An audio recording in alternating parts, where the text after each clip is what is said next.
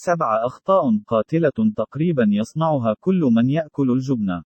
الجبن هدية الحياة منحتنا. إنه جيد دائما، في الإفطار، في المعجنات، في البيتزا. إذا كنت من أولئك الذين لا يحبون الجبن، وإذا لم تضعه في فمك، فنحن آسفون، ولكنك تفويت فرصة الحياة التي تقدمها لك. لكن إذا كنت لا تحب الجبن بقدر ما نحبها ولا تظهر لها القيمة التي تستحقها، أي إذا قمت بتخزينها بشكل غير صحيح، وقمت بقصها بشكل غير صحيح، واخترت الجبن الخطأ، فأنت ترتكب خطأ كبيرا. لقد اجتمعنا جميعا هنا اليوم لنمنح الجبن الاحترام الذي تستحقه. نعطي الأخطاء الأكثر شيوعا المتعلقة بالجبن باستخدام مفتاح الحل. أينما تأتي الخسارة، فهي ربح. أنت تخزن الجبن بشكل خاطئ في الثلاجة.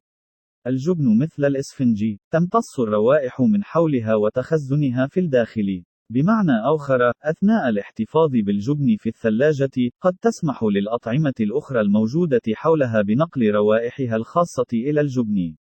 النتيجة: الإحباط.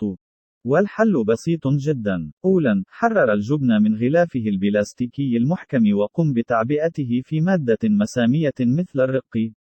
بهذه الطريقة، سوف يتنفس الجبن ولن يمتص الروائح الكريهة الأخرى في الثلاجة.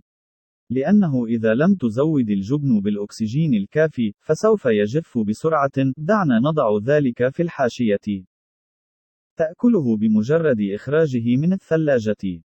إذا قدمت الجبن وأكلته بمجرد إخراجه من الثلاجة، فأنت تفعل ذلك بشكل خاطئ.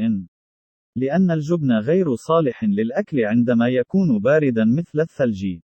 بعد إخراج الجبن من الثلاجة، اتركها في درجة حرارة الغرفة لبعض الوقت واستهلكها.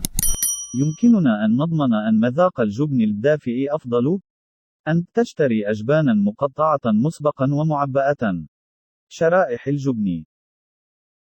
إذا أعجبك الفيديو لا تنسى الاشتراك ومشاركته مع أصدقائك وتعليق تشجيعًا لنا لكي نستمر بنشر المزيد.